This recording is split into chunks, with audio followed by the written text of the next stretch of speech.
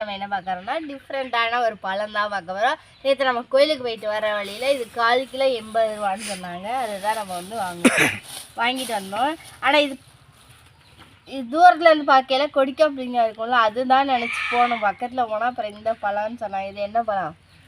இது ஏதோ வாட்டர் ஆப்பிள்னு சொன்னாங்க. வாட்டர் ஆப்பிளாம் கேரளா நெல்லின்னு சொல்லி சொன்னாங்க. எங்களுக்கு தெரியாது. கலர் பார்க்கறதுக்கு சூப்பராக நல்லா இருக்கு. கலர் சூப்பராக இருக்கு. பிங்க் அண்ட் ஒயிட் செம்மையா இருக்கு. பழத்தோட டிசைனும் நல்லா இருக்கு. இதுக்கு முன்னாடி சாப்பிட்ருக்கியா நீ? நீங்க சாப்பிட்றீங்களா? சாப்பிட்டேன். நீ சாப்பிட்ருக்கியா? நேற்று அவங்க குடுக்கையில தான் சாப்பிட்டேன். இது போனோடனே வாங்க வாங்க அப்படின்னு கூப்பிட்டு இதை சாப்பிட்டு பாருங்க, டேஸ்ட்டாக இருக்கும், வாங்கிக்கோங்க அப்படின்னு கொடுத்தாங்க. போனோடனே டபக்குன்னு அந்த அண்ணன் இந்த விரலை உள்ள விட்டு இப்படி பிச்சாங்க இப்படி தான் வந்துச்சு. வெதை இருக்காடி கொட்டை நேற்று நாங்கள் சாப்பிடல, இல்லை இன்னைக்கு இருக்கு. அந்த ஆள் கீழே போட்டுருந்துருப்பாரு. புதைச்சி வை. இதெல்லாம் இங்கே வருமா? சரி வந்தால் நல்லதான். இது கூட அவர் என்ன பண்ணார்னா டக்குன்னு ஒரு கேரி பேக்கில் உப்பு மிளகாத்தூள் வச்சு இப்படி தொட்டு இப்படி 2 தேய்ச்சி எடுத்து இந்தாங்க சாப்பிடுங்கன்னு கொடுத்தாரு. இப்போ நம்ம அதான் சாப்பிட்டு பார்ப்போம். எப்படி இருக்கு?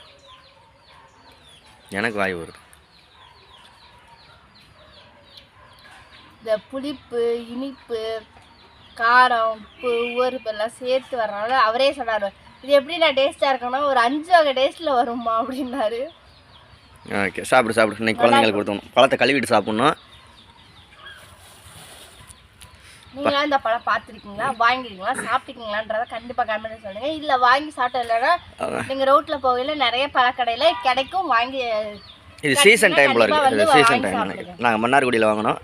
நீங்களும் வாங்கி சாப்பிடுங்க. உங்களுக்கும் கிடைச்சா வாங்கி சாப்பிடுங்க.